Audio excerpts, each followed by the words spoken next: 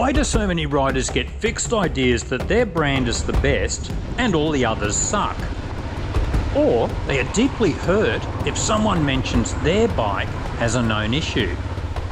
We discussed this quite a few years ago and there were some really interesting responses from viewers. When we find a serious issue, we sometimes do a video to create more awareness of the problem. And if needed, we put pressure on the manufacturer to start supporting their customers. Typical examples, the main bearing failures in Beta 2-strokes, KTM's TPI issues, Fox's appalling drop in quality, KTM's 790 and 890 camshaft issues, rusting brackets in certain helmet brands, quality control in CD Crossfire boots, fake knee braces from EVS, the worst jerseys and pants, the worst boots. It's surprising how often riders try to deny there are problems or try to minimise the issues and claim we are unfairly attacking the brand. Ditto for our motorbike reviews. We always explore potential known issues with each model, and so many owners had hurt feelings we had to provide a support service.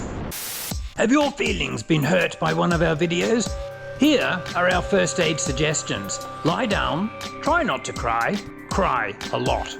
Next, fill in our hurt feelings report. Be sure to include your type of whining, the date your feelings were hurt, the person who hurt your pansy ass feelings, and which ear the hurtful words were spoken into.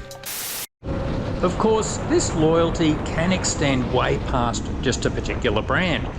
European bikes are unreliable pieces of crap. Get a Japanese bike if you want your bike to last.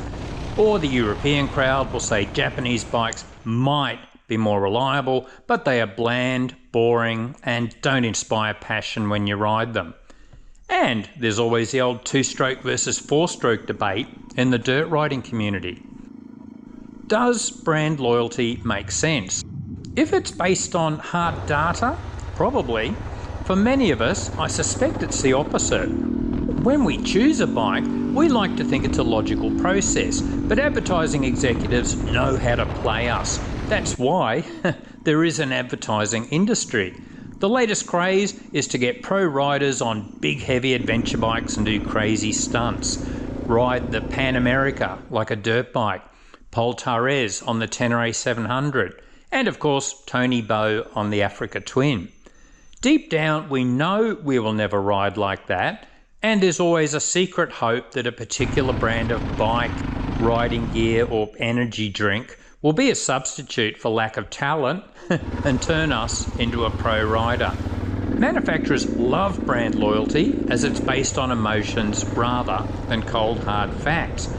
It means riders are likely to stick with the same brand regardless of its faults, how high the price is, or whether another brand might be more suitable.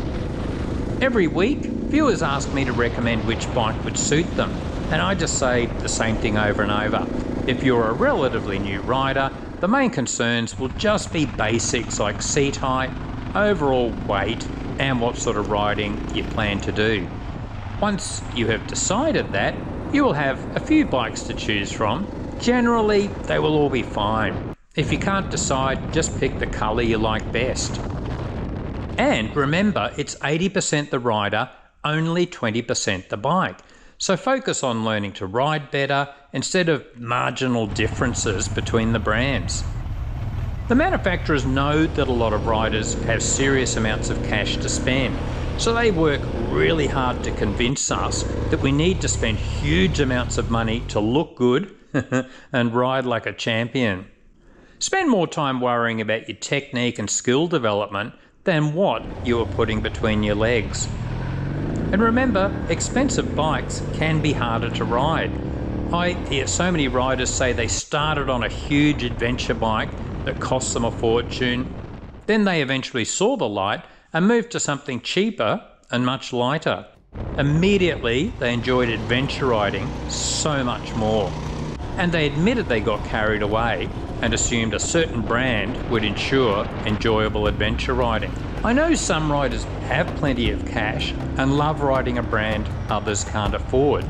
And if that turns you on, great. And there's the fun side of brand loyalty.